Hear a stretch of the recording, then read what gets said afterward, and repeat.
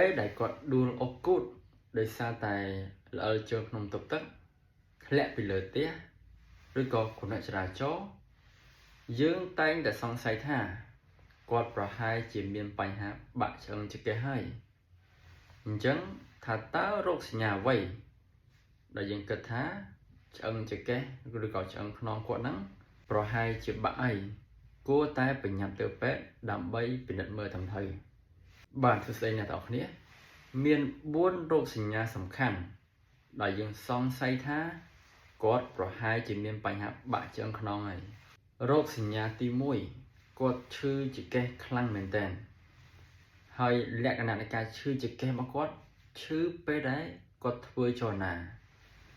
ងាកឆ្វេងក៏ឈឺងាកស្ដាំក៏ឈឺហើយបើអង្គុយអត់កើតទេហើយបើឲ្យដើរគឺដើរអត់រួចតែម្ដងដោយសារតែឈឺខ្លាំងពេករោគសញ្ញាទី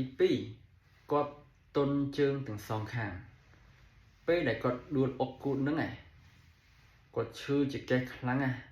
ឲ្យតែធ្វើចលនាគឺឈឺហ្មងភ្លាមហ្នឹងជើងទាំងសងខាងគឺទន់យកតែម្ដងកម្រើកអត់បានទេអ្នកខ្លះក៏កម្រើកបានខ្លះទៅអ្នកខ្លះក៏លើកអត់រួចតែម្ដងណា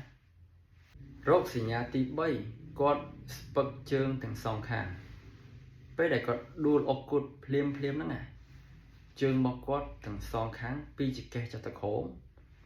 អាចស្ពឹកទាំងសងខាងអ្នកខ្លះក៏ប៉ះដឹងខ្លះអ្នកខ្លះទៀតក៏ប៉ះអត់ដឹងតែម្ដងចុងក្រោយរោគសញ្ញាទី4គឺគាត់បត់ជើងទូចបត់ជើងធំអត់បានតែម្ដងពេលដែលគាត់ដួលភ្លាមគាត់ឈឺចង្កេះពេលធ្វើចលនាគាត់ទន់ជើងទាំងសងខាងស្ពឹកបន្ទាប់មកបត់ជើងអត់បាន4រោគសញ្ញាខាងលើហ្នឹងបើសិនបើដួលអុកគូតហើយមានរោគសញ្ញាមួយក្នុងចំណោម4ខាងលើហ្នឹងគឺមានភាគរយខ្ពស់មែនទែន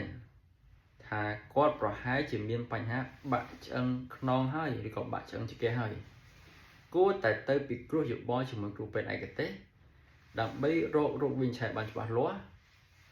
និងជៀសផុតពីពិការភាពទាំងថ្ងៃក្រោយ